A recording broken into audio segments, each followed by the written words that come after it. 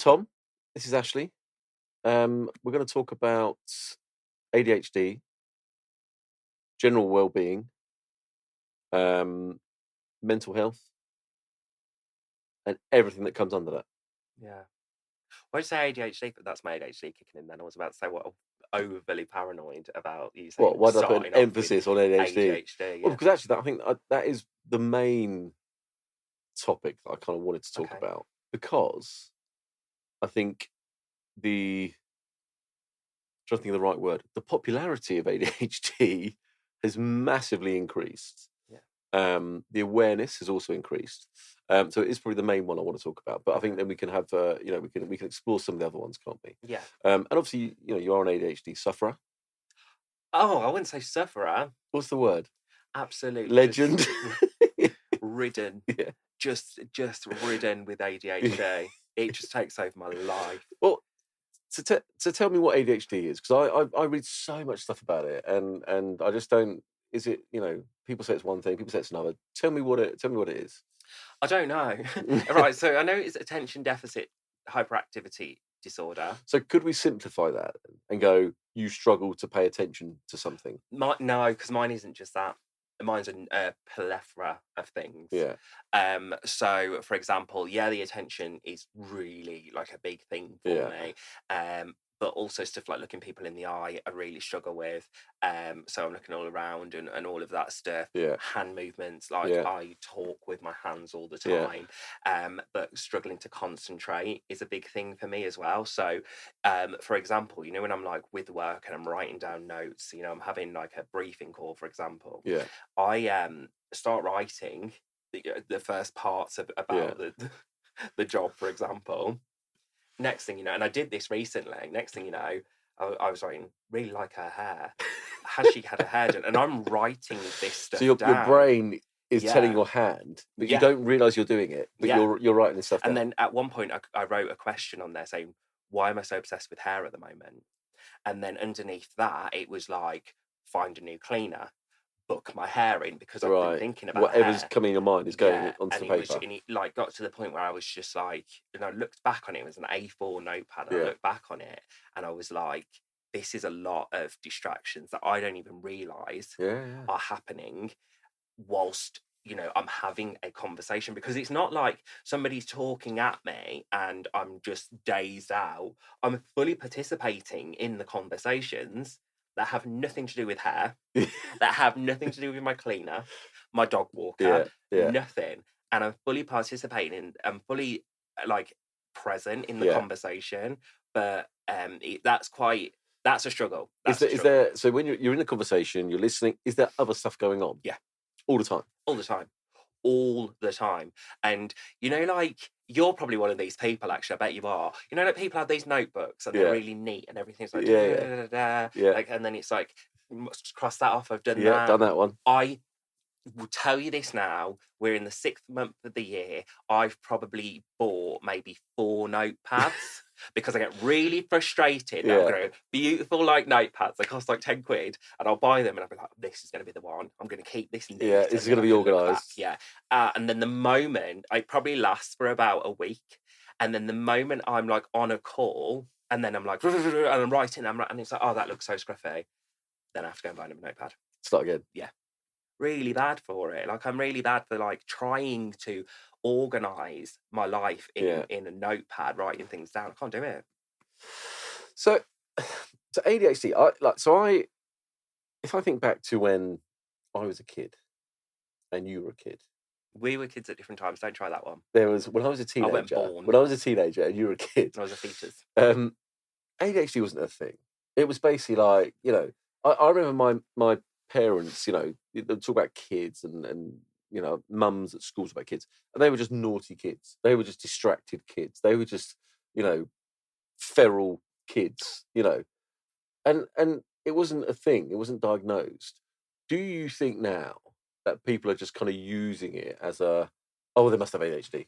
Oh, they're naughty. They must be ADHD. No, it's a difficult one, because I know it didn't exist. You're right. It didn't necessarily exist, but it did exist. But I just don't think research had gotten to that point then. I just feel there's so many people now got ADHD, and that's the thing I'm going. But is it because it was so new that we didn't know that so many people had it back then? I think that might be a thing. Maybe. I really, really do, because I think the other thing as well is what you do. I know the difference between naughty, and there's something a bit off there. Yeah. There's something a bit off.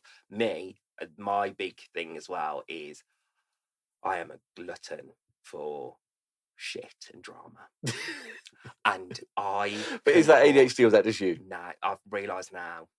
You know Solange Knowles? Yeah. Right? She spoke out years ago. Remember when she battered Jay-Z in the lift? Yeah. She spoke out years ago that she had ADHD, right? After that. And she said she just seems to say the wrong thing or do the wrong thing at the wrong time, and it just causes so much issues. But because her ADHD doesn't allow her to kind of step away from something, she then becomes fully immersed into it. That's me. I could start an argument in an empty house. I know. And and I'm very much going. Back in the day, I thought people will have gone, "Oh, Ashley's such drama. Yeah, he's such drama." Now I know what it is. Now it's I don't want to. Yeah, I don't want to be in drama. I can't imagine anything worse. A little bit, but I can't imagine anything worse. But it's I can't. I find myself in situations that I'm like, "Oh, why am I involved?" My mouth opens, and I will accidentally reveal something that somebody's told me that actually probably isn't best to tell somebody at that time. What is that? Is that? I mean, is that? Because that doesn't fit into the ADHD. How do you know? You don't block. know. No, but from what you just said, so ADHD, if you think about it, it's attention deficit disorder. So it's that keeping attention. It's not being a drama queen. Right. Okay. Okay. Then I'm a drama queen. I ain't got ADHD. No, but I'm trying to understand. So how does it fit into that then? I think it's because of I can't normalise a lot of stuff. Yeah. I.e., you can't normalise, getting things written down in structure. Yeah. I can't normalise, being in an environment, for example, with loads of people, and instead of just keeping my mouth shut, I'm my anxiety will kick in and I'll say something that maybe is I shouldn't say at all. I shouldn't think about saying, that will be so for example, if somebody's slagging somebody else off, I might join in that conversation. Even if I'm not slagging them off, I might join in that conversation, and the next thing you know, you're involved in this. You were there, this was said, you heard this was said, so you were involved in it. I always find myself, I guess, involved in something.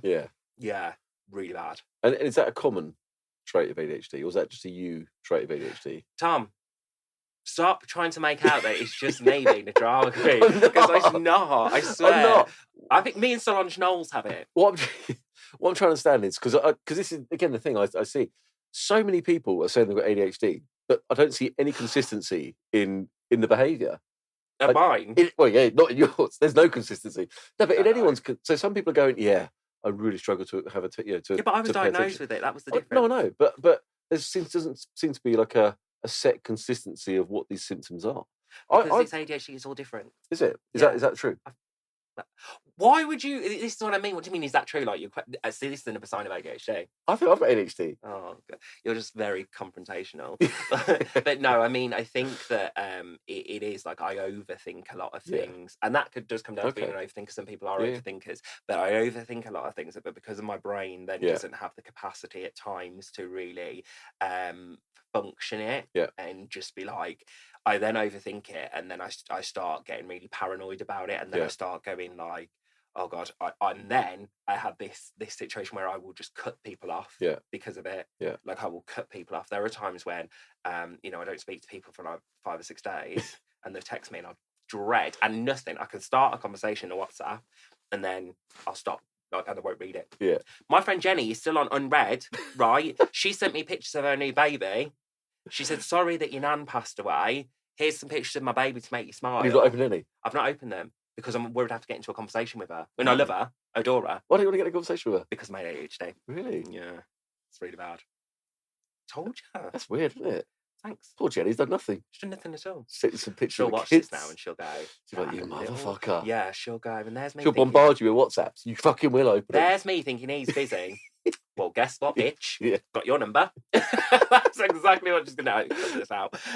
No, but yeah, it's just those little things where it's just like, it's nothing against her. But Jenny's so good. Like, it's been 3 days actually since she sent those messages. Yeah. She's so good that I'll message her and I'll just go, love heart face to the baby. But I think she kind of just goes, this is just Ashley. Yeah. Some people don't get it, but some people do. Yeah, and I think, I mean, it's quite funny. I'm picking bits up with you when you want to talk or you don't want to talk. I know. And I'm like, oh, fucking hell, but actually the other day I went, are you all right? Yeah. Because normally I'm just like, oh God, Are you trying to take up mood swings? I think maybe, or maybe it is you're busy, or maybe you've got attention deficit disorder. Oh my God, Tom, you're so needy. I literally have a life, right? And you're there going... Can you not have a life? You're like, oh, okay, sorry. I'm like, he's online. He's online. That's my other thing. Why is he not blue ticked it? That's my other thing. I do that as well. I'm like, oh my God, I'm online, and somebody's seen that I'm online. So I've started doing this new hack with the iPhone where you hold on to it so you can read the entire message without even appearing online. Yeah, I hate that. I do that to you. But I actually wouldn't mind, so I wouldn't know that. So that's okay. If I see you've gone online, or anyone, mainly you, if I see you've gone online and you haven't blue ticked my message, I start going, oh, I upset him. People have that feeling about me as well because they're scared to upset me. Yeah, right. What's happened? What have I done? People are scared to upset me, right? And I think that's another trait that I don't like. I don't like that. It's a toxic trait of mine. I think you do like a little bit. It depends who it is. But no, I don't like that because people are that scared to accept me that I almost feel like they're people pleasing me. Yeah. I've got a new friend, not a new friend, but we've been... Is his name Ben? Don't bring Ben into this conversation. Watch your mouth. Fuck Ben, right? Yeah. He's not in this conversation. Excuse your mouth with Ben. Hi, Ben. No, it's not Ben. But I have a friend that I work with, Fiona, and we started off on quite a shaky kind of foot. Yeah. And for many reasons that we did. And her and I have become a solid friendship. And I actually messaged her the other day. Is she someone else I'm going to have to kill as well? Oh, she'll kill you. Really? Yeah, Fiona's tough. I voice noted her the other day saying that, she's a big part of my support system. I've only known her about 18 months now because she gets me. Yeah. And she is so to the point and straight. And the people that I need in my life are people that are very straight to the point because of my ADHD, where it takes me 10, 15 minutes to explain something. Yeah. I don't need somebody taking 10, 15 minutes to explain something back. And what I also don't need is somebody going, what? Like, I don't understand, rushing me to say something. The owner's very good at going, right, good or bad, here's what my opinion is, and here's where I think you've messed up, or here's where I think you've done really well. And she's really good at that. And she, funnily enough, didn't know that I had ADHD until very recently. So she's been able to cope with me having ADHD without knowing. And it wasn't until I spoke to her recently where I was just like, and we have this weird thing. I only see her once a week. And at 2:00, I'll see her clock watch and she'll go, here we go. The ADHD is going to really kick in because I go from 0 to 100. At that time? At 2:00. Why? Because of my ADHD. I keep saying that like I'm wearing like a badge. Because of my ADHD. So my time frame is going, right, it's 2:00 now. So my brain's going, right, it's 2:00 actually. So like that's my trigger of it. And then even for no reason, just at 2:00. And even when I try not to, I'm like, Fiona said to me, she looked at the clock and she goes, it's like 2:20 and you've been absolutely fine. I said, Fiona, you shouldn't have said that. Yeah. And she went, 10 minutes later, she went, why the fuck did I open my mouth? I started singing, like, honestly, and I was singing, zing, zing, zing. I was a ring, ring, ring, goes to Charlie, for no reason. And then what happens is people start talking and they'll say a word and I'll start singing the word. Like somebody will say goodbye and I'm like, goodbye. Like start singing, like it's a real big thing. And like Fiona can handle it though. She gets to 2:00 and she's like, right, okay, I'm going to have 40 minutes of Ashley and then I'm going to put my headset on and pretend that I'm making calls. And Ashley here is biting his lip because he wants Fiona to talk to him. Yeah. Just at 2:00. I want to talk to me all day. Yeah. But at 2:00 is the worst. 2:00 is when it's ADHD, Ashley. Is it? And there's no reason other than your brain has got its 2:00. Because at one point at 2:00 you might have got a bit. On a Tuesday when I see Fiona in the office, 2:00 on a Tuesday, and I've been in there with her since 8:30. But 2:00, it's boom. It's game time. Yeah. And the worst thing is I subconsciously do. It's not like I'm going, oh, it's 2:00. Yeah. I subconsciously do it. And then we'll look at the time or sometimes you go, oh, late today. You're like, you're a bit, oh yeah. She'll go late today, early today. So it's little things like that. Yeah, big things. Jesus, that's complex, isn't it? But she can handle it. She's one of the only people that can. How does it affect relationships then? So awful. Is it? Mm-hmm. Do they have to ride the wave? Yeah. Do they? They have to really ride this wave of... It's this wave of going, is he being a dickhead? Mm. Is he being immature? Or actually, like, is ADHD kicking in? And I'm not... I wish I was, but I'm not an immature person. I do wish I was. Yeah. Like, I think it would be quite funny, like, you know, and like burp jokes and stuff. Yeah. But I'm not. Yeah. So people know that it's not immature. Yeah. But people have to ride a wave. Like, there are certain people that, for example, that I work with. Yeah. I don't think we could be friends outside of work because they don't get it. And I hate when people go, will you shut up? First of all, don't tell me to shut up. But I mean, I hate when people just go, oh, shut up. Or what are you trying to say? Yeah. Because for me, I'm trying to articulate something correctly as it is. And I'm trying to think about it and stuff to make sure it comes out right. Because a lot of time it comes out backwards. And so people, and that's the worst thing that people can do. Fiona don't do that. She actually gets it. She's really good at getting it. Okay. And this is more me asking a question. This isn't me as a loaded question. This is me generally asking a question. Do you find, and this is partly because I know you, do you find, maybe it's loaded, do you find it causes almost like a lack of emotional intelligence part of ADHD? Because I've seen people with ADHD struggle to read the room. They struggle to read a situation. And like you say, perhaps they'll come out with something that they probably shouldn't come out with. Do you think it creates that lack of emotional awareness, lack of emotional intelligence in a situation? So they'll just say something without thinking the impact of what that will be like on the person they've said it to. Not as much anymore. Not as much now that I've become really aware of it. I'm much more aware of it. There are times, because the other thing is I hate the thought of offending somebody. Yeah. So I do actually think, like, I really, really do think. I also, though, you talk about offending people, I grew up with really dark humour. Yeah. So today, I would be cancelled in a heartbeat. Oh, yeah, definitely. If I said half the things that I want to say when I'm thinking about it. I'm doing a charity at the minute for gays. I know. I know. See, I'm doing a charity at the minute for LGBTQIA+. I know. And I am really offensive. I know. And you know I am. I know you are. And I have to. I have to really think. And it's not because if somebody literally went, hang about, you're asking me to care, and you're coming out with these comments, right? But I genuinely care. I know you do. I genuinely care, but I am terrible. Like, that's really bad. But it's funny. See, the thing is, the comments you make, I find them funny. Yeah. Because you are a gay man. Yeah. So I can. If I said them, it wouldn't be funny. But it is funny, and because you do care, and so that does come across. Yeah. But you're right. If someone didn't know you, and they didn't know you were gay, and they heard those comments. I mean, if someone didn't know me I was gay, I'd expect them to be deaf and blind. Yeah. It's a bit of a giveaway. Yeah. But no, it is. It's very much like I go, oh, like, actually, shut up. Like, I asked somebody yesterday if they were going to donate to this charity, and he was like, I already have that. And I was like, oh, but this is for the raffle. And he was like, what are you raising money for? And I was like, the homeless gay boys. And it was just like, if somebody else said that to me, homeless gay boys, you'd be like, what the fuck? But I'd be like, how dare you? HR issue, But like, when I say it, I'm like, oh, and they don't. And some people get it. Some people find it funny. Some people. But that's almost like dry humor, anyway. Isn't it? Because you are gay. It's kind of like, it's a part of the humor actually I find quite funny. Yeah. Okay. 90s gay humor. Yeah, but why not? And I think you can make light of those sort of things. I don't know, not in today's world. Jesus Christ, we've got pregnant men running around, remember? Yeah, true. That's true, yeah.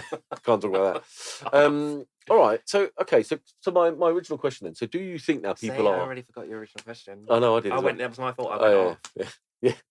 At ADHD. What are you thinking right now? Oh, don't ask me that on camera. Don't ask me that on camera. I left the cooker. No, absolutely. Left the cooker on. No, I'm always. Where's my next holiday? No. Do you think people are playing on it, on ADHD? Because I so much of it over social media at the minute, and it's almost. Do you know the thing's pissing me off? And you know, I like a rant. You know, I like a rant. But what's pissing me off though is what grinds your gears. It's so much. What pisses me off is people now. It's almost like it's cool to have ADHD. And if you don't have ADHD, it's like, well, who the fuck are you? Like, what, you're normal? It's that perception now that's coming over. And people they'll talk about it, they'll promote it, and every post I see from certain people, it's about their ADHD. And it's just like, if I don't have it, and this goes back to diversity bullshit and equality and, you know, entitlement, you know I love entitlement. But honestly, if I'm a fucking 40-year-old white straight man, or you are, I was going to say, I am. If I am, I am. Oh, yeah. I am. I'm almost like the most discriminated person in the world. Oh my God! Will you stop? Is that a joke? If I had ADHD, different perception. Oh my God! You sound like an absolute. You're on the other side of the fence here, pal. I don't even. This is why remember when you asked? Oh, I've been trying for ages to be friends because I've seen your true colours come through. This is what it is. No, stop.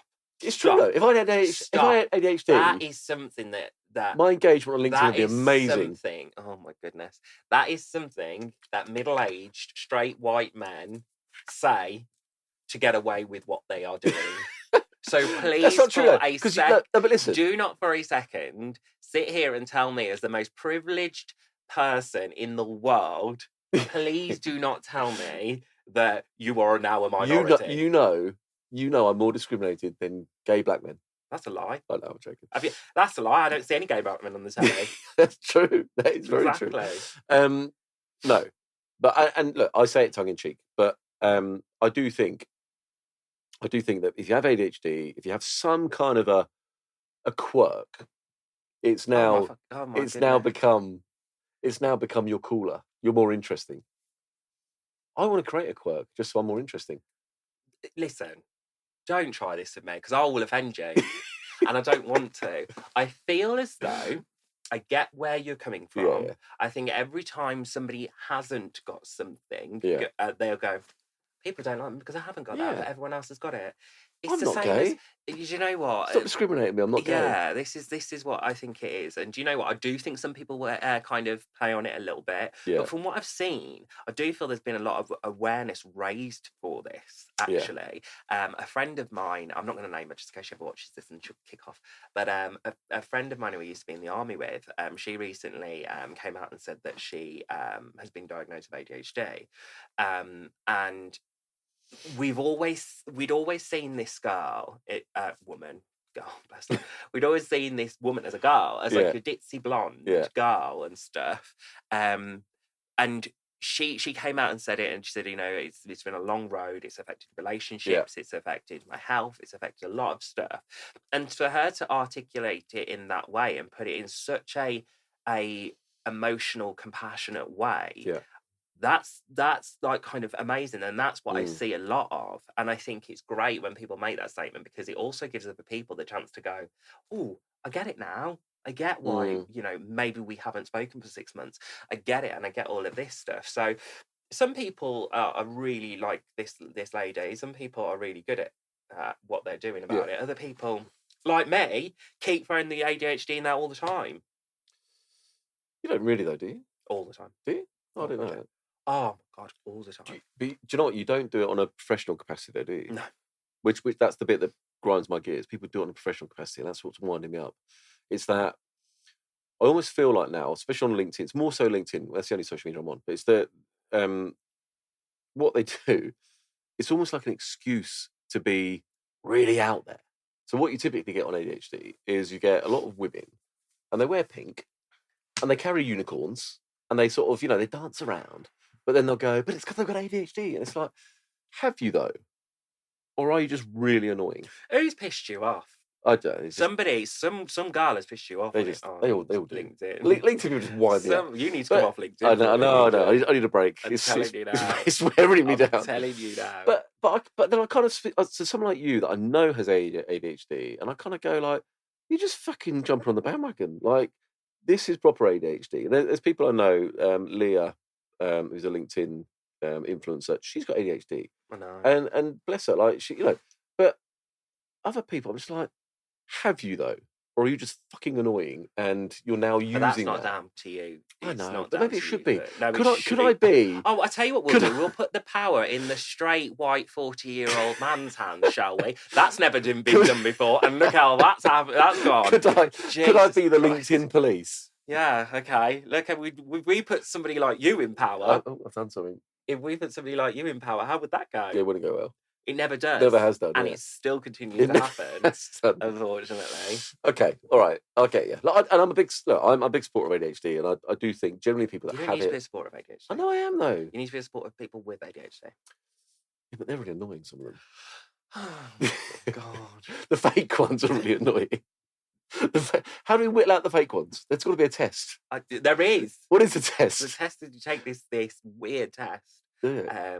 And like you're supposed to score a certain number, certain of it. I remember like you're supposed to, maybe it's about 30. I think I scored 90. 90? When I took the test. What, 30's normal? 30's like, no, 30's like anything over 30. Oh, fuck. And you got 90? Yeah, I got 90. Oh, Jesus Christ. And I was like, and I took that test praying, like trying to like outsmart the test. Yeah. So I was like, this is what answer they want me to give. Yeah. So I'm not going to give this That's answer. an ADHD trait. Like 90. And I was like, I might have to. I spoke to my GP. I said, can I take it again? Because I was trying to outsmart the system. And he went, that's what I was expecting. That's part of the problem. That's part of the problem. Yeah. And I was like, I know. I wasn't trying to outsmart the system. My dog took it for me. Like, just, yeah. So my poor dog's on medication now. No, but yeah, you do get tested for it. You were like way off the chart then. I was massively, yeah. It's funny because sometimes I don't see it as much. But then I see other people, I see fucking loads of it, but I don't see it as much. But that's interesting. Did you know when you first met me that you thought, oh God, he's got ADHD? No, I just thought you were a flamboyant gay man. Easily done. But there's those ADHD and being a homo are two really, really close things. Question for you. I'm joking. They're not. Oh, really? Oh, you always had me then. God. No, you had me then. No. Because we may have discussed this. And I actually, where did I put this out? Put it on Twitter. I'll get away with a bit more on Twitter. Is there a connection? This is deadly serious. I know it's a deadly serious. Is there a question, connection? Don't ask because it's stupid. No, not gay. Oh, okay. Is there a connection to transgender and ADHD? No. There's a connection to transgender people having more mental health issues because of the stuff that they go through. Yeah. No. I bet there is somewhere. Oh my God, I can't even talk to you. I don't even want to, no, I don't know. I don't think so. Only because a lot of the transgender people that do come out and they do also have ADHD. Maybe because it's suppressed their emotions and feelings for so maybe. long. I ain't going to get down this road with you because I've had this conversation and I just think that no, I think anyone or anybody can have ADHD. Absolutely. I just found it interesting when I did look at it. There was quite a few of the people that did have, were transgender, did have ADHD. And that made me think, no. Is there a connection? Probably best you don't think. Yeah. just don't think about it. Okay. So ADHD is a lot more common and a lot more publicised, spoken about, good awareness about it. What about other mental health issues? Do you think ADHD? I take myself with everyone. I take every box. Well, I mean, so anxiety is one. So now have been a massive anxiety sufferer many, many years, and that's what led to me to become an alcoholic because I just self-diagnosed. Anxiety isn't as talked about as ADHD. Do you think it's just kind of it's coming along on that journey? Do you think that there'll be more anxiety? I mean, autism is another one that's not really spoken about much, but that's becoming more prominent, I'm seeing, especially in children. Do you think anxiety is just coming along that journey and it will be more spoken about, it will be more accepted? Because I talk to people in my circles and I reckon 4 out of 5 people suffer from anxiety that I would talk to. Lots of people are on anxiety tablets now. Is it becoming more okay? Because certainly when I was younger, it was I remember thinking it was a weakness. It was like, why am I scared? It was a real kind of, for me to admit that as a very masculine male, it was really hard, Yeah. I think that first and foremost, it's absolutely okay to have anxiety, right? There's not an issue with having anxiety. I think if we start saying that it's a bad thing to have anxiety, then it makes anxiety worse. Anxiety for me is another huge part of my life. Like, it's like a massive part of my life. I On a daily basis, like, not a day goes by when I don't suffer from anxiety, Really? but not a day goes by when I don't suffer from a real high level of anxiety. Right. And what does that look like? It looks like me just feeling very overwhelmed at the smallest of things, and it affects my mood massively. I can have an hour or so where I'm completely down. Yeah. And I remember somebody once saying to me, "You sure you're not bipolar?" And I was like, "No, because I know the feelings that I have. My heart sinks, my stomach starts like doing somersaults, and I'm really worried. It's not like, oh, I've gone from being really happy to being really sad. Yeah. It's I'm going through this state of like almost fear. Yeah. So that's why I know, like, some people would probably go, "Oh, it's definitely bipolar because you're up and down." I'm not up and down. What I am is like, I'm in a stage of like this fear almost. It's like you're waiting to go on a fair, like a ride. And you know that it's going to be like, you see it and it's massive and it's there, and you know that you're going to do it because you've got no choice because you waited 4 hours in a thought park queue. But like, it's that feeling. And then kind of once you ride it and go through it, once you come out the other end, you've still got this like buzz, but then you start to come back down to normal, and that's what it's like. How long do your anxiety spells last typically? I'd probably say maybe an hour or so throughout the day. Yeah. Have you had a so I don't get them like that. I will get a week of anxiety. So I will get a long period of anxiety where it will gradually build, and I can feel the symptoms of what that is: achy muscles, achy joints, tension headache, waking up in the morning, heart's racing. I can feel it coming, and I can feel myself on edge. I'm a little bit jumpy. I'm a little bit. Do you get those kind, or is yours just a quick blast? Yeah, I do. I get a week or so of it as well when something's triggered. And that's horrible, isn't it? When when it's been triggered, when a life event has triggered it, whatever that be, whether it's work, family, relationship, whatever it is, when it's been triggered, it takes a long time for me to come off that. And it's really about talking myself off a ledge, but I am there for a week or so. It's awful with the waking up, and you're like somebody's just woken you up out your sleep to make you jump. That's awful. It's awful, kind of, as you say, like feeling so like you've been in a small car accident. It's all of that stuff that's aches, awful. and your muscles are tense. And absolutely. And and I find myself as well that when I know that I'm going through something, it's my throat. Like, it's all in here. Do you get that plum throat? Can't clear your throat. Yeah, and I'm very like, it almost sounds like A, I'm on the verge of tears, or B, I'm literally about to lose my voice. And then when I'm not talking, so that'll be when I'm talking, and then when I'm not talking, my jaw is clenched. Really? Yeah, my jaw is clenched the entire time. And then when I'm in bed, I sleep like this. Like, I feel it, and so I go, oh my god, like I'm trying to put it down, and then I'm up again with it. So that's when I know that I'm going through something. That happens though maybe once every 3 weeks. Or sometimes every 2 weeks it happens. I don't go a month without a week of being in that. Do you? I mean, so one of the good things, then, I think that people will be keen to hear is, do you know how to counter that? Do you know? Have you got behaviours? Have you got? Because one of the things, and this is just from my own personal experience. So I used to self-diagnose with alcohol for many years. The minute I felt anxious, alcohol, and it was a horrible cycle because the alcohol increased my anxiety. So, especially on a hangover day, I was so anxious and just so I drank, and it could be 10 o'clock in the morning, and I would start drinking again just to get rid of that feeling.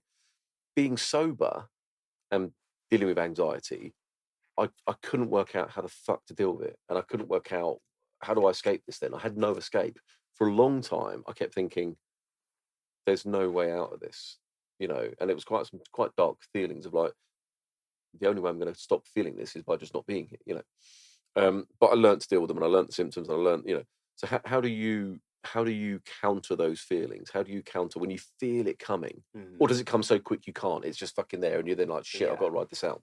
The ones that come just like that are usually the ones that are just brought on, I definitely believe, from my ADHD of being so hyper to then having to come down, and I'm like, what did I say during that time and what have I done? Is that more depression, do you think, or is that an anxiety? It's an anxiety the short of one. thinking, oh my God, like, what have I just said and what have I just Oh, have right, I just made myself look like a clown? Right, okay. Have I just made myself not be able to be taken seriously? Yeah, okay. Because I'll say dumb stuff. Yeah. And sometimes like I just wish that I'd shut up, but I can't because I'm saying it because it's coming out. Yeah. Like, and then I'll say dumb stuff and they'll go, that person's never going to take me serious again. Because then, and then that will just be there. And then the anxiety of going, I know what I am good at and I know what I do, and for people to not take me seriously really, really upsets me.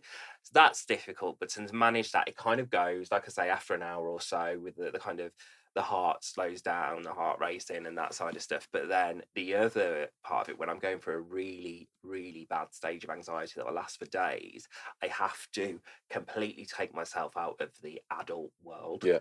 I have to take away all of my responsibilities as a grown-up, as an adult. Yeah. I have to not think about bills. I have to not think about work. I have to not think about responsibilities at home. I have to not think about any of that stuff. And I take myself away. And it's the weirdest coping mechanism.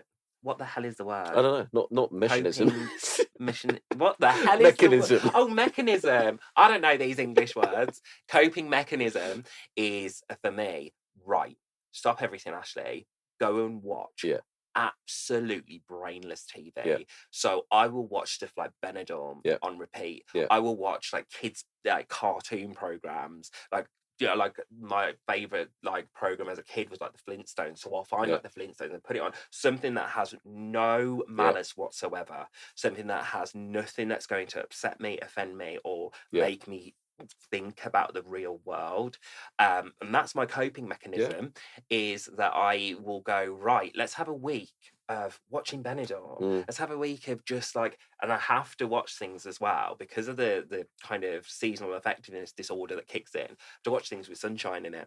Yeah. So Benidorm is in the sun. Yeah. Like anything that's got sun in it and bright weather and stuff like that. Like that's and I know it sounds so simple and daft. That really works for me. Really works for me. The TV one, 100%. I get that. I could, and I'm not scared of horror films or anything that's a bit. If I'm having an anxious spell, I cannot watch a horror film, and I know the thought of it in my head of watching something is just going to set me off. Yeah, I have to watch Simpsons. Yeah, it's just something that just isn't going to cause any feeling. Yeah, and it's quite sad actually. But so I watch things like Country Farm. I completely agree. I tried that, I find it so calming. I really did as well. I find it so calming. My wife thinks I'm fucking mental. She's like, why are you watching? Or Spring Watch. I find it so calming. Yeah. And I don't, it's quite interesting, but I don't really care. Yeah. It's just, it's like you said, it's the sun, it's the nature. I have to do that. Yeah. I love watching things like Martin Clunes walking around Cornwall. It just, I agree. It just chills me. Yeah. David Attenborough, for example. I'm just like, okay. That's my go-to as well with David Attenborough. I'll go, but it has to be a specific one because I think, oh God, if I'm watching something where I know there's going to be loads of killing, I know, poor things. If I'm watching a snake killing a mouse, I'm like, oh Jesus, so there's going to be a big snake. I try to watch the polar bear ones or something. And I'm like, they're just hunting for fish. That's fine. It's all good. So yeah, I totally agree with that, and I totally get it. And I'm very much like, I'll watch Gimme. I'll watch really old comedies and things like that will really just get me. I always say to people, watch something nice, because my kids have inherited a bit of anxiety, and I say to them, just watch something nice. Go to bed, just watch something nice. Don't watch anything that's going to give you any kind of stress or trauma. Just watch something nice. But I know the feelings. I can feel it coming. My joints ache, my muscles ache, everything's like tension, headache here. It affects my without being too crude, it affects my bowel movements. I can feel when that's going on. Everything's just off, and I can feel it. Do you have you ever practiced breath work? Have you ever sort of done breathing, and does that ever help? Nah, because of the ADHD. Right. Because I can't do it long enough. Absolutely not. I'll sit there. You do it for 2 seconds. Fuck that. Do you know when you've got some woman there going, and breathe in and breathe out, and she'll go and breathe in, and you're going. And then she'll go, and hold that breath, and hold that breath. And then I'm go, and she goes, hold it. And I'm like, so then I'm all like trying to bring my Start passing out. Yeah, I'm just going, what is she? And then I will think, what's she look like? Yeah. I go, what's she look like?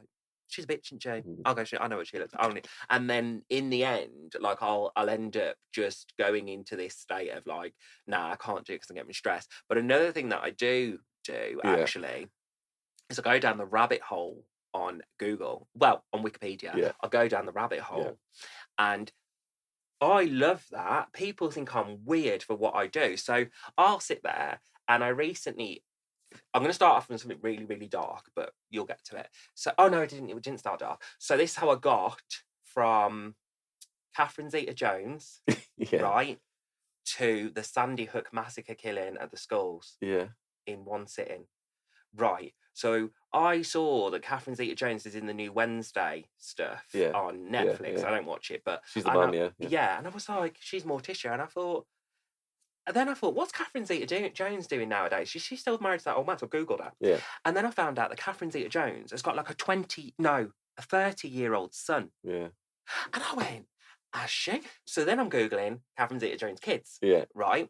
And then I come back to Catherine Zeta-Jones, and then I found out that she used to date John Leslie. I know. Exactly. So she used to date John Leslie. So then I'm on John Leslie's Wikipedia page, right? And then I'm on John Leslie's brother's Wikipedia page, right? He's got a brother that is a radio DJ. Yeah. Right? So then something Leslie. So then I'm on his and going down his. And then the next thing you know, he was like sacked or really got into trouble for saying that the Sandy Hook killings were fake and they were staged. So then there's a big conspiracy about that. Yeah, so then I went on to the Sandy Hook killings and found out all this information about the Sandy Hook killings. I found out all about the lad that did it, what he did on the day, what he had for breakfast, the whole lot of it. And I went, Ashley, you only Google Catherine Zeta-Jones. Yeah, look where it ended up. They were on a massacre of school kids. But I love it. Like, that's where my brain goes to. And that's quite good, though. I'm not as extreme as that, but I do that. I Google everything. Yeah. If I don't know something, I'll Google it. You know, if someone says something, I'm like, absolutely. If I'm watching something, I'm like, who's that person? You know? Yeah. But that's quite a journey. Yeah, I do. There was a big conspiracy about that Sandy Brook thing. There's a guy in America. What's his fucking name? I don't know. Like, he's just literally, he gets Piers Morgan slaughtered him about it. Oh, I know who you want about, actually. I think name. He's like some... Yeah. Anyway, big conspiracy guy. But yeah, it's a big conspiracy. Okay. What are we talking about? See? ADHD. Anxiety. And how my coping mechanisms are. Have you got it under control, do you think? Or not? Do you think you ever get it under control? So I'm taking big steps at the moment in my life, which is a huge step for me, to be honest. So recently I went through kind of, as I recently, this past like maybe 2 weeks, a real hard time. Yeah. In kind of like my personal life and in my relationship. I went through a really, really hard time, and it kind of stemmed back to a trauma that I had with an ex, and it triggered it. And it's been the like hardest time that I've had in, nearly 10 years. And I struggled. I really, really struggled. So I've been in this state of anxiety, and it's crazy because I've been in this state of anxiety up until yesterday. Yeah. And today's been the first day when I've actually been okay, and I know that I've been okay. Yeah. I slept well. I woke up feeling okay. Yeah. So I kind of struggled, and I couldn't get a hold on it. I couldn't get a hold on it this past 2 weeks.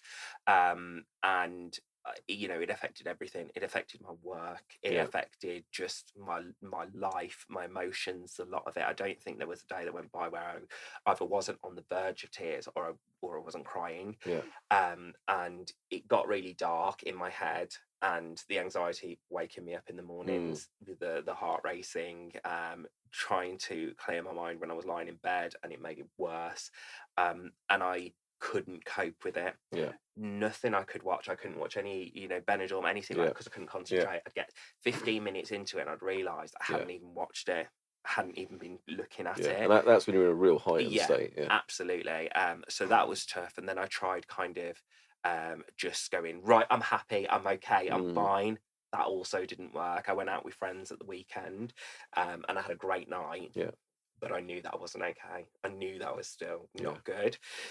So I struggled for a little bit, and then I thought, I need to make a change now. Like, I need to make a change that because otherwise I'm going to sink into a dark, deep depression, and I knew that I was going to.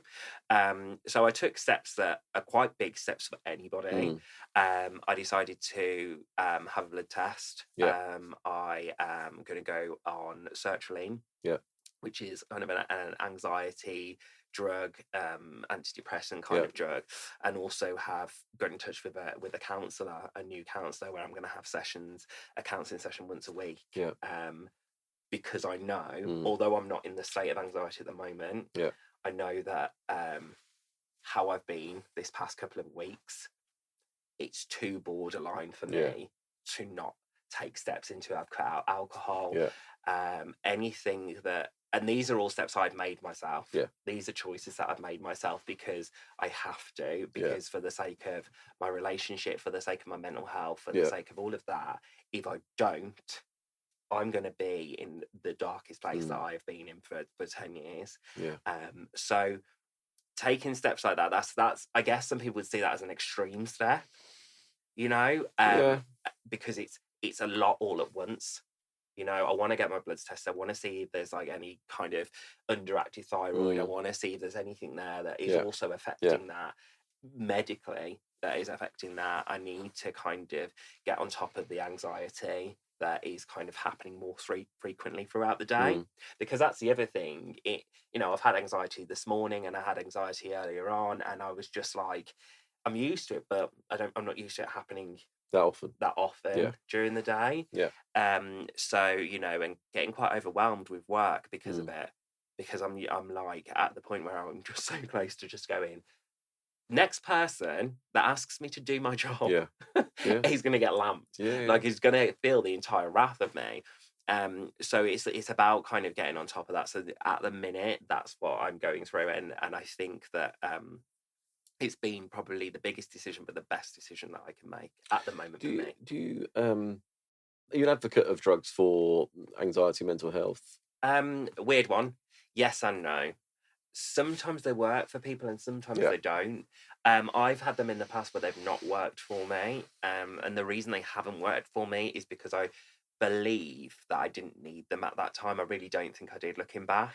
I think I was just, young. I was being an idiot. I was also drinking with them, and you're not supposed to. So I was doing all this stuff that I wasn't, and they didn't work for me. So for many years, I remember going, drugs don't work, like they don't work for you and stuff. But then I was on kind of beta blockers, and I knew that they did work for me. So you see what I mean? I think it's about kind of trial and error sometimes, about what it is. And I think this is another trial for me. I've been on sertraline in the past, and as I say, they didn't work. This time around, I'm making conscious efforts with other parts of my life as well. So, it's cutting out the alcohol, it's seeing a therapist, it's, doing all of that as well as it. So I think it's more than just going, give you these pills and you're fine. I think there's other work that needs to go into it. I'm currently on citranaplan, I think it's called. And I've been on them since 2016, probably. And I've got no desire to come off them because I know how bad I was when I wasn't on them. And when I looked into them, I Googled them and I read about them, it was stopping the stress hormone cortisol basically get to my brain. And for me, that suddenly made sense. It was like, well, if that drug stops that, it stops that reaction or lessens that reaction, I'm all for that, and I've never had any side effects from them. Some people put on weight, so, I've never had a problem with them. And I saw such an improvement in my anxiety from not having them to having them. I just can't go back. And that's me thinking it's just an easier way out of it. I'm cool with that. I haven't got a suppressed issue. I haven't got a trauma. I just was born with anxiety. So if I can stop that, and it enables me to live a happier, healthier life, I'm all for it. And I think again, it's down to personal opinion and personal thing. But I just think if that's what fixes it, do it. Do it. Like I say, it massively helped me. I mean, I to the point with my anxiety, I would get, so when I came off the alcohol, I struggled with the anxiety because it was like, what the fuck do I do now to cope with anxiety? And I used to get this thing, and I remember going to the doctor, and I thought I had diabetes because my blood sugar level was going mental. It was like I was having spells where I was getting shakes like this. I needed to eat something, and I'd go and eat something, and it was almost, I think it was a bit like it was kind of masking what it really was, because it wasn't I wasn't needing food. It was my anxiety. My anxiety was making my blood sugar go mental to the point where I felt like I was going to pass out. And then I'd get more anxious because I feel like I'm going to pass out. Yeah. Since I've been on those tablets, I don't get that. I haven't had that. And that for me in itself was just, it used to stop me doing so many things. It stopped me going to the gym. It stopped me doing sports because I feel like I was going to faint or pass out. Yeah. So that having those citralopam, they've massively stopped that. I say I've got no desire to come off them ever because I know how bad it was. And people say to me, "Oh, you should try what's the cognitive behavioural therapy." I'm like, I started that, and it was basically like doing homework. Oh God, fuck that. And I was like, they sent me like about 10 pages to fill Nah. in, and I was just like, you know, when you want, like, I wanted someone to talk to me and go, "This is the problem," Yeah. and they went, "Here's a load of paperwork." And I Yeah. was just like, Because you're just gonna lie on that. "Yeah," and Yeah. they're like, "And you'll do the paperwork, and you'll refer back to the paperwork," and I was Yeah. like, "Just fucking fix me! Like, Yeah. tell me what the fucking problem is." Yeah. They gave me those drugs, brilliant. Yeah. Never look back, never look back. Thank God, Yeah. And I do think people have to sometimes accept that it's fine. If you're going to be on tablets, be on tablets. Yeah, absolutely. Yeah. Like you say, it's what works for you doesn't always work for everyone No, else. So no. And some that's people hate tablets. yeah, exactly. Yeah. I don't care. I've taken every drug. I don't care. I'll take. I'll take them. Put it all in me, I don't Yeah. care. Yeah. So in a world then where we're talking openly about anxiety and ADHD, and I'm pretty sure I've got OCD. I'm pretty sure I've got an element of narcissism somewhere in me. Yeah. Yeah, you have. What is there a normal? Or what is normal? Because as a youngster, as a kid, and I was like, I wish I was normal. I wish I was normal. Is there a normal anymore? You know, I don't think so. I don't think there can be. I don't think there's a normal in the same way I don't think there's a perfect. No. I think perfect and normal are two very, very vague things to say. I think nobody's perfect.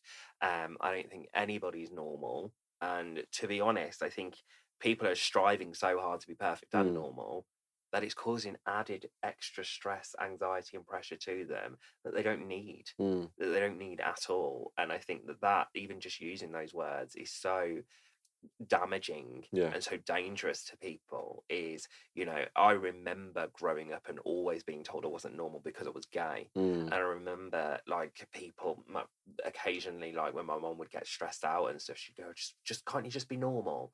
And well, boo fucking who for you? No, but I remember just even those things. Yeah. So it's damaging, and it's damaging to tell anybody to just be normal when you already don't feel normal. You already can't control your emotions, your feelings, your anxieties. You can't control any of those, and then somebody's telling you to be normal. Yeah. And then you're like, I can't control this. How am I going to control what your version of normal is? So I think it's difficult to try and say be normal, or is there a normal? I don't think there is anything such as normal. And to be honest, I think normal's boring. I don't know what normal would look like anymore. No. I don't. In a world where we are becoming a lot more accepting of genders and sexualities and mental health conditions. What is normal? I remember resenting people, like proper deep resentment. And actually, the two people that I deeply resented, one was my dad, and one was my brother-in-law, and they were very similar. And in my head, when I was going through anxiety and alcoholism, and I had 3 drink drivings, and I had a GBH and an ABH, and I was like the problem child. Everyone was saying to me, "Just be fucking normal. Why can't you be normal? Why can't you be like James? And why can't you be like your dad?" And I resented them so much because they were this vision of normality. But what's interesting is over the years where I've got my shit together, you know, I've seen bits in them, and because people are aware of it now, you see these things. They aren't normal. No. They aren't. And my dad comes from a family of Geordies, from Newcastle. they don't show emotion. Him and his dad don't never said they loved each other. They never cuddled each other. I had a bit of that with my dad. There was no affection really. There was no. It was really awkward, really uncomfortable. He's very emotionally stunted. He's got OCD. He's got various anxiety issues, like massive. But I only know that now from the education and the awareness that I've seen. As a kid, he was this epitome of normal perfection, and I really struggled with that. I resented him for that. So when I used to have my blowouts when I was hammered, I'd start attacking him like, "You think this, and you think I'm a." Yeah. He didn't do anything wrong, Yeah. but it was in my head going, "You're so fucking perfect," Yeah. but he's not. Absolutely, that's a big thing, you know, and I'm very much on the same. I'm on your side with that. I Yeah. think it's really easy to go. You look at other people and you go, God, like for me, for my older brothers, they were like fantastic at football, Mm. and they were like so popular with all the kids, and you know, really tough and really hard and stuff. And then I'd be really angry and resentful that I Yeah. was shit at football. Like I'd kick a ball and fall over. Not no more. Yeah. No, I'm really sleeping with Still footballers don't. doesn't make you a good footballer, Ashley. Okay, that's why I end up doing it. Like me. But no, I remember being resentful of them. Yeah. And thinking, why can't I just be like Ricky? Why Mm. can't I just be like Dean? And then as time went on and I grew up, and I remember thinking, Yeah. no, I'm good. Yeah. I remember Well, going, you see little I'm good. chinks, you see little bits, and as you get Yeah, a bit wiser, and I could suddenly see like how their relationships were, and actually they were emotionally stunted, or or one that might have a bit of OCD, and I'm like, oh yeah, I can see that yeah, now, and it's sounds horrible. I felt better because of that. I suddenly felt like validated, yeah, not because they had a problem, but because all of a sudden it was like, oh, okay, yeah. so even the perfection Yeah, that I I think that's what it perceived, is, isn't it? You're not. It's not in a negative light where you're going, oh, they're actually a dickhead. They're yeah, actually this. It's going because you thought there was no flaws, yeah, and because you thought they were perfect. When you actually see just the smallest of things, like maybe they can't run as fast as you yeah, or something, then they you can't. go, then you go, oh, okay, Yeah, think it's good. They struggle with this. Oh, yeah. not. I'm glad they struggle with this, but oh, Yeah, and do you know what? And actually, so the funny thing is, um, since I've got my shit together, and since I've seen a few failings with my dad, mine and his relationship is better than ever, mm, because it's not he's on this pedestal. It's actually we're at a level, and he's actually become a lot more open and accepting of some of his faults. And so that's meant the barriers have come down a bit, and he'll say things to me like, he'll say, "You're a better dad than me. You're a better husband than me. You're a better, you know, businessman than me." yeah, And in my head, it's like, "Fuck, mm, okay." And we've got a level now, whereas before it was like, "I'm this little cretin, and you're this amazing god like yeah, person, and I'm this fucking retard who drinks too much and gets in fights and crashes cars and yeah, shit at school." Um, so the barriers have come down a bit, and that's an acceptance, I think, of me seeing that actually, yeah, he's not perfect. Him going, I'm not perfect. I've got flaws, and I've got and we've now got this much better relationship, yeah, which is great. But the funny thing is, that was probably all in my head. yeah, He probably didn't have an issue yeah, at all. yeah. He probably didn't see there's a problem. In my head, it was a fucking problem. Yeah, There was this real resentment, yeah, but from my side to him. yeah, and that's another thing that leads you on to kind of for me to say, I've spent years being in competition with people. Mm, I've spent a lot of my adulthood, well, I wouldn't say childhood, but definitely my adulthood, early 20s, right up to my like say late 20s. yeah. I spent a lot of that feeling like I've had to be in competition with people, Mm, and being like, they've got a great house, I want a great house, they've got a good job, they've got this, they've got that. And it wasn't stuff that actually would make me happy. yeah. It was stuff to be like, oh, I want that as well, Mm, because they look perfect, they look like they've got yeah. everything they want. And I remember the big thing for me was always, there's nothing worse than feeling like somebody's got everything. This person has got everything. They've got like every time they want to go on holiday, every time, just the little things, in like when you're in your early 20s and you barely got any money whatsoever, and then somebody's always got money. Like, and I'm not talking like splashing the cash, but somebody's always got money to buy something that they want, and somebody's always got, they were like, oh, I just bought a new sofa. Like, somebody's got that disposable income. That used to affect me massively. It used to be a big thing for me, and like people that could just save. People who were fantastic with saving. I used to resent people who could save I still money. do. And I used to really resent it. And I used to think, God, like, I wish I had their life. I wish it was like that. And then you end up beating yourself up so much about that you just then start disliking people for no reason. Massively. Like, absolutely no reason. And I feel like there's people in my life currently that really dislike me because I'm doing well. And do you know what? They really dislike me because I'm doing well. So they make up non-existent issues that they have with me. And I just feel really sorry for these people. Now, you'd have rewound that a few years back. That would have sent me over the edge, thinking like, oh my fucking God, like, what can I do to please this person? What can I do to make this person like me? But then now, because I've been in that person's shoes, I'm good. One day that person will look and go, actually, I disliked Ashley for no other reason other than he's really fucking rich. Like, he's good looking. Thanks. For no other reason other than he's living his best authentic life and just doing what he wants to do. And some people do that. I mean, and massively good point, because that's how I felt, and I've presented loads of people because I felt they were better than me, and do you think then social media is massively increasing mental health issues because of that reason? Fuck yeah. We're all trying to keep up with the Joneses. We're all trying to do it. We're all trying. I say we. I ain't, because now you can keep up with me. I ain't. But I have been for many years. One of the reasons I came off Facebook so many years ago was because I was that anxious of seeing what everyone was doing, that I felt like I had to be doing it, that I felt like I was living in this fake world of, like, I was always putting statuses about really being happy and really being like this. I'd see somebody putting status about going on holiday, and I'd be like, really looking forward to going on holiday. I don't know where I'm going to book next. And I had no intention of going on a holiday. And it was that. And I was trying to keep up with just random people. And then, when I'd see people in happy relationships, I get really pissed off, and I'd be really upset and like go, oh, well, that's not going to last, and this is going to happen. And I'm like, why? Like, what the fuck's it got to do with you?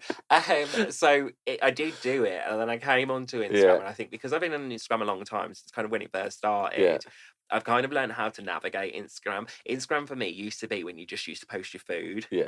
And now it's changed. Now it's just like people are posting the most outlandish stuff to try and show off something that isn't real. So that's why I came off Instagram. Instagram brought all of the worst traits of my personality out. Like, massively. And I know that and I accept that. So on Instagram, when I was on Instagram, I got to 30-odd thousand followers. This was probably when I realised there was a problem, was COVID. Mid-COVID, I reckon. First time. It's the summer, I was spending more time on my Instagram than I was building my business. And I launched my business in January 2020. July, let's say, or June, I was realising I was spending more time on Instagram than I was focusing on my business. And why was I doing it? I wasn't making any money. I wasn't famous. It was validation. It was my ego running fucking riot. It was literally like, and I knew it, and I could feel it, and it was so toxic in me that I was trying to show, and part of it, if I'm honest, and this is like a bit of a counselling session, but part of it was probably because of my insecurities, of wanting to prove to people, because of where I've come from, alcoholic, anxiety, blah, blah, blah, very insecure, it was probably part of me going, look what I've done, look who I am, look what I've achieved, look how good looking I am, look at my body, it was fucking mental. I mean, that was in my head. Look how good looking I am, look at my body. That was in my head. I was going to say, I don't know who's told you that, pal. but that was what was going on in my head. Look at my car. Look at my house. Look at my holiday. It was just. God, we get it. You got nice stuff. It was fucking mental. So toxic. I had to come off. I literally, I think it's healthy to have, like, I have social media breaks all the time. I deleted it. So I just thought, unfortunately, the problem is the character I am, that's going to come back. Yeah. I had to accept that. I have social media breaks where I go, right, turn off notifications, delete the Instagram app, do all of that, because, you know, I think my longest was about a year or so that I came off it. And that was during COVID, because it became such a crazy world. So I came off it. But I have breaks, and I have these times where I go, okay, like, now I'm going back to the real world. Are you one of these people that posts to everybody that you're going to have a break? That you tell everyone you're going to have a break? I just fuck off.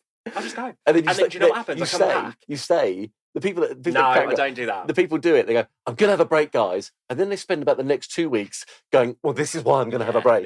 This is my break. Decided I'm not on the break. No, I'll go off. I'll go off the grid. I go. Yeah. When in 2020, when I did it, it was one day I had a really awful day, and it was when I had my breakdown, and I came off it, deleted it, did all of that, like, and I came off for well over a year. And I remember that some of the people in my life only ever spoke to me through Instagram. They had not my number or anything. So when I came back on, I didn't do any dramatic I just like posted posted a random video or whatever, not of me, but like a repost.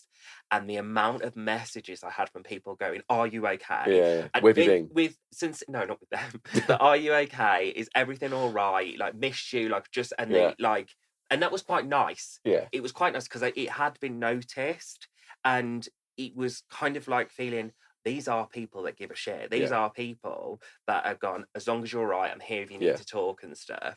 So now I'll have social media breaks, but they'll be just like for a month or so or whatever at a time, where it's just like let me spend time with my family, let me spend like time in the real world, and not worry about this and not worry about, you know, whatever else is happening. And I think with the anxiety, that really plays a factor in it as well. And now, like, your wife says it. Your wife, Stacey, she was like, I can't believe you don't post half the stuff that I want him to post. No, no. I'm like, but that's great. She doesn't like. She's scrolling through, going, "Where's the good stuff?" Yeah, I get people tell me all the time, like, this is not actually a true representation of your life, Ashley. Where's the good stuff? And I go, in my real world. That's where it is. In my real world. I get that all the time. I remember somebody once that I worked with, and she goes, I'm not going to lie. She sat me down like it was a big thing. Yeah. I'm not going to lie to you, right? I just need to tell you that your social media is really crap. And I went, okay. She went, this is not a representation of your real life. And I went, yeah, it is. And she was like, no, I'm not saying you're posting fake stuff, but your real life is a lot more glamorous than the shit that you're posting on social media. And I went, I know. She was like, what? And it really, really got to her. Like, it really, really got to her. And I was like, why are you so stressed about it? You see my real life. Yeah. So why are you bothered? Does it bother you? Yeah, you actually see it. So why are you bothered what other random people are seeing on social media? And so now it's a bit of a game that I play with people. Like, I sometimes make people believe I'm poor. Until I open my mouth. But I try, I'm like, people think, like, to myself, like, there are people that question, like, they go, why the fuck don't you post nothing? Like, what? Where's the cars? Where's the houses? Where's all of it? Like, I'll go on holiday. People don't even know I've been on holiday. Yeah. And I go, just got back from LA. Just got to New York. People don't have a clue, and I absolutely love it. Which is good, but I mean, it's funny because there's people like Stacey who literally, Stacey is like, she's like the celeb hunter. She's like. She's like glued to it. She's like, I want to see his world. Yeah, I'm like, you're not going to. Yeah, I don't. And I think it's too dangerous. It's too toxic. As you know, Instagram is too toxic. So I'll post what I want to post. And this is the part of my life where I love the most, that I'm in control of. Yeah. I'm in control of something that can get out of control. Yeah. So I'm in control of, like, what people see, what they don't see. You know, if I really wanted to, imagine now, you know me, imagine now I started posting about my real life. I think people would start having a fucking heart attack. Yeah. But also, my DMs would be flooded. Oh, massively. It'd be absolutely flooded. Massively. So when they don't know, I'm fine with that. Yeah. Absolutely. Yeah, I mean, and Jesus Christ, it would. You'd be everybody cap in hand, everybody like, everybody's BFF. Yeah. But as long as Jamie Redknapp's on the door, I don't care. But, you know, and it has to be that way.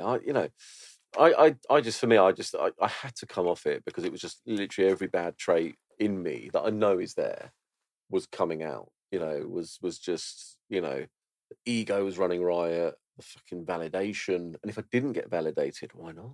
Yeah. Don't I have a nice body? And it was all, it's just like, oh my God, you have a nice body. Fuck me. Thanks, you validated. You've said it so many times. No, but that was what was going on, because it was COVID, and there is some context to that. It was COVID, and it was fucking hot. That, if you remember that we had a big double garage, and I had a gym in the gap. All I did was trained. All I did was trained, and we walked. That's all we fucking did. We lived in the middle of the countryside. We just walked, and I trained. And Callum Best got me onto ketones. We allowed to talk about this, because that's awful. Yeah, I know. It's a scam. It was, I know, and he got me onto it. Scam. Even what's that? Scouse bird.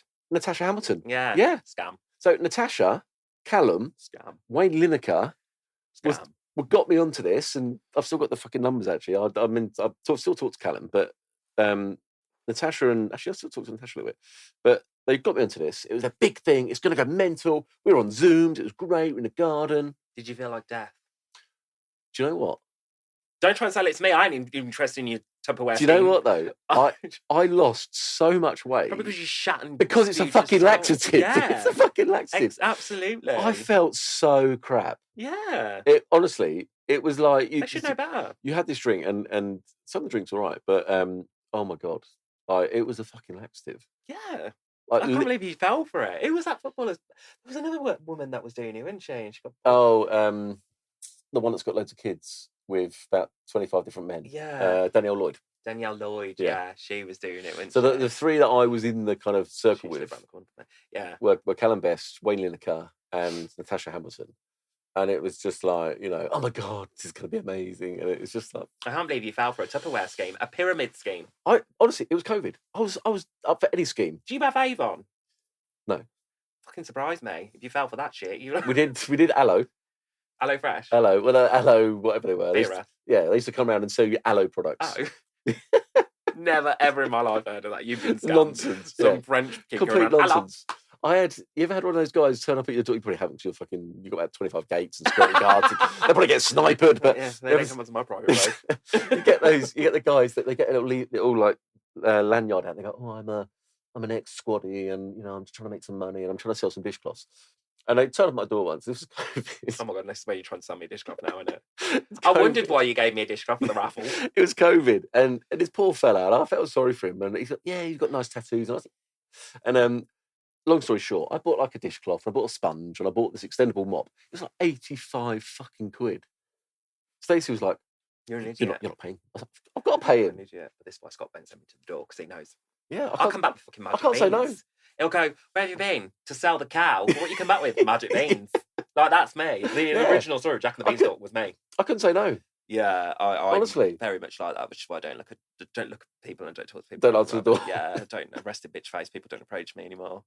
But that was up and down to COVID. Wouldn't do that normally, but up and down to COVID. But ketones, all sorts. Yeah. So social media, not the man trying to sell me dishcloths, but social media was fucked me completely. I had to come off it. It was just, my marriage would have broken down. I just honestly, I would have thought I was a fucking influencer. I just bonkers. Completely. I know what you mean. Completely bonkers. I think as long as you've got a grip on it, and I think I've got kind of a grip on it now where I don't post too much real life stuff. Yeah. I think that, and I can also tell the fake from the real as well. Yeah. I like people who like every single one of my stories, who like every single one of my posts. Not necessarily because I don't post as much, but every person that likes every single one of my stories when it's something that is like, congratulations, well done to you, actually, well done. And I like that because I'm not looking for validation. Yeah. But when people are supporting you, strangers, I have more strangers liking stuff than friends. And I like that because there are some people I've never met in my life. And I'm like, it's a sound person that is. Yeah. That's a decent person. Yeah. I know that. And it's vibes. There's a guy on Instagram at the moment, and he is, I think he lives in like Basildon in Essex. He's sound. Like, and I don't even know him. Yeah. I don't even know how we started following each other. Yeah. I don't know. And I'm like, he's sound, he is. Like, I asked him for advice the other day about golf clubs. Like, what's the best golf clubs to buy?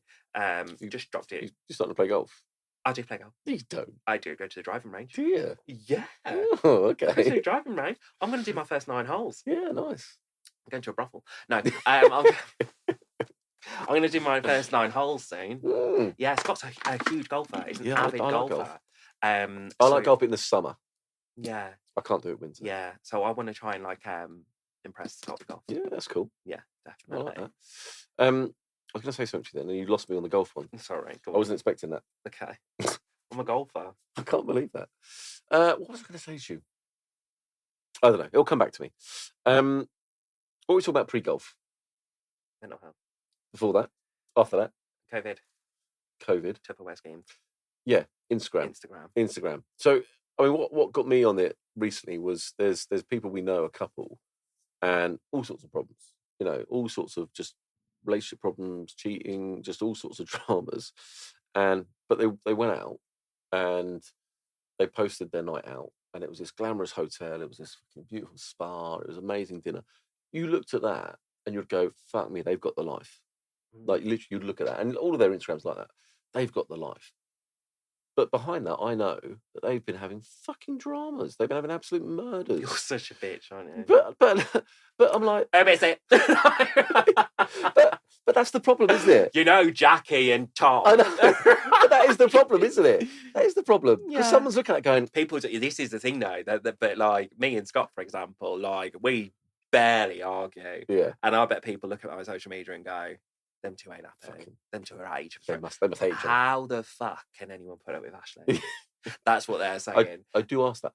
I want to meet Scott to ask him that question. I'm like, are you some kind of fucking saint or something? He's drugged up. I was going to say, he's probably just dribbling. And He's like just drugged up. But like, and I know people look at it and I go, but to be fair, the one thing I've always avoided, I would believe everyone, don't put your shit on social media. Yeah. Don't put when you argue with someone. Hate this person, he cheated on me, he did this, and next thing you know, you're in a picture with him. Like you're like a fucking knob. Like, wow. Last week he was getting bummed by I can't say that, can I? He was having sex with somebody else. He was having intercourse with somebody. So yeah, I think that it's about having control on that. I don't have control over a lot of things in my life, i.e. my anxiety, my ADHD, any of that. I don't have control over it, but I have control over Instagram and what people do say. So in summary, people get bummed. When? In the summer? I don't know, say it anyway. I thought you meant in the summery times. Yeah, they probably do more. Free love and all that, the sun's out. ADHD people are fake. That's what we're concluding. That's what we're concluding. It's all a lie. It's all a lie. It's like AIDS in the 80s. Yeah. It's all just a hype. It'll die down. It'll go away. Yeah, it will die down. No. So ADHD is a lot more common, a lot more awareness. Anxiety, I think, is a massive one that I think, I actually think 90%, 95% of the population of the world probably have fucking anxiety. And I think, they need to just kind of accept that is a thing that, we all suffer from.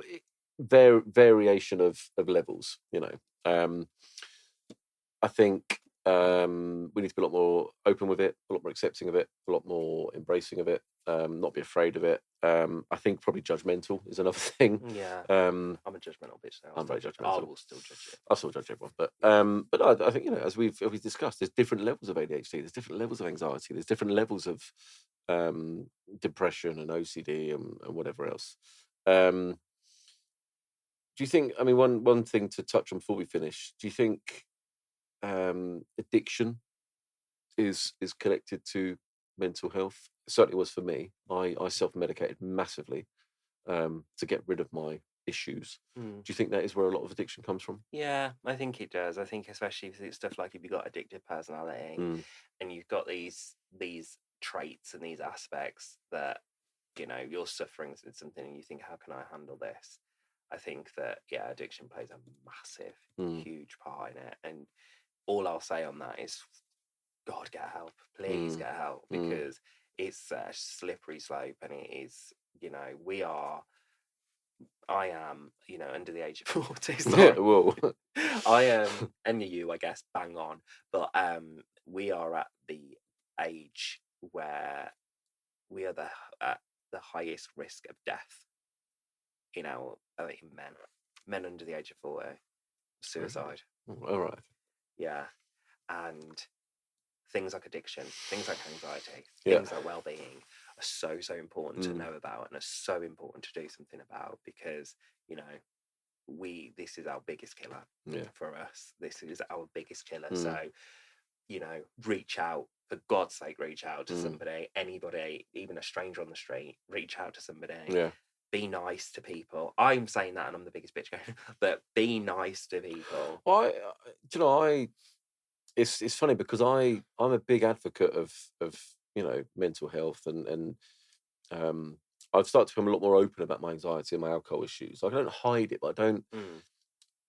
I'd like to help more people, but the thing I'm holding back on is I never want to be seen as preachy. Yeah, and that worries me. Not so much the anxiety one, because I don't think I can fix people's anxiety. The alcohol one is one that people always go to me, how did you do it? You know, because I just literally stopped drinking. I haven't drunk a drop for 12 months, 12 years. Haven't ever had a blip, never had a thought in my mind of having another drink, and I won't do it ever. People don't get that, and they go, how did you do it? Oh my God. And my biggest fear is becoming that preacher. Yeah. You know, and I don't like that. And again, which is funny for me because people would think I'd love that. I'd love to be talking about that. And, you know, I actually don't. So I don't promote that much, and I don't try and, you know, this is what you should do, you know, because actually I think the reality is I drank because I was anxious. Yeah. You know, other people don't drink because of that. They drink because of trauma. They drink because of addictive personalities. They drink, you know, so it is hard to go, this is the answer, because it wasn't. That was the answer for me. Yeah. You know. Anyway, I think we've set the world to rights on mental health. And ADHD. The fad. It's all a scam. The face. It's like 9/11. It's all a hoax. And I won't say it's all a hoax. Not that one. Yeah. You can't talk about the kids. No, not that one. It's all a That's hoax. much. It's not real. It's not true. It'll go away. We'll brush it under the carpet. Yeah, like the gays. They'll go. They'll go away. It's a gay phase. They'll go away soon. They'll go away when it becomes uncool. Yeah. Like, You'll be replaced. You'll be replaced by something else. Because anal sex is really pleasant when you first do it, apparently. Is it? So, yeah, that's a great phase to go through. I'm sure we could have found something less painful to have just gone through a phase with. Yeah. Try this. Yeah. I don't know. Won't try being bummed, because that's really it's really good for you. Enjoyable. Well, it is actually. But no, that's when you get used to it. Yeah, that's it's not a phase. If that was the case, we'd just be lesbians. Yeah. Do you know what I mean? Just rub. Yeah, that's scissor. a lot less uncomfortable. Just rubbing. Yeah. Rather than deep penetration. Yeah, exactly. What a good note to finish on, though. I know, but yeah. Good. All right. Well, pleasure as always. Yeah, absolutely. Oh, people don't care. They think I'm like Halle Berry. Yeah, probably. You look like her today. You're so dark. I don't think you can say that. First, Halle Berry's not that dark. Oh, Lenny Henry. I think you're darker than her. And you're darker than Lenny Henry as well. Yeah, I've been in the sun. Oh, really? Massively. I've been on a country. Holiday. Have you? No, you haven't. Have you This actually? is the thing. I disappear on holidays and people don't know, do they? Fuck, you didn't even tell me that. No, I haven't been on holiday. You definitely have. And you do not. Your teeth look whiter as well. Have you had them whitened, or is it because you're so dark? These whitened? It's because I've gone darker. Oh. It's because I've gone darker. They always upset. Yeah. Wait, they're literally popping. Yeah, I'm going on holiday in less than a month. Hence why I'm trying to lose weight. Yeah, it's working. I've lost weight on my face. Good, look brown. Yeah, so I'm just trying to. Considering I've had like a really bad 2 weeks. I was going to say, anxiety does wonders for you. Anxiety does wonders for it really the does. body. It does the body good. You look good for it. Yeah, so and considering that, I'm really quite. My nan died like 2 days ago, and I'm like, oh God, just add it to the list. Yeah. Oh. I've got to get round to grieving. What else? I've got to get round to grieving about that. Like, you know, and then 2 days, it's the anniversary of my dog's death a year ago. Honest to God. You need to get on those tablets. We've got my counsellor tomorrow. I've got my first counselling session tomorrow. God out that woman. Yeah, she'll be literally like, fuck it out. She's going to be like, I am going to stop you there. There's no helping you. Yeah, I'm going to stop you there. I'm not really that qualified for this. Qualified or bothered, bitch. Yeah, like, which one? Yeah. So, yeah, it's a good note to end on. Mental health. All right, well, good luck with that. Good luck to your counsellor tomorrow. My therapy. Tomorrow. I'll let you she'll know never be seen again. Yeah, but she wouldn't be the first. Yeah, true. Yeah, absolutely. Good. All right. Fantastic. Pleasure Pleasure as always.